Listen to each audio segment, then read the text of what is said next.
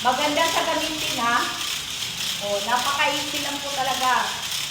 Kaya kung gusto nyo mag-check out na kayo dyan ha, habang naka-live po tayo. Basket number 2 po yan sa mga sukipalangga. Ayan.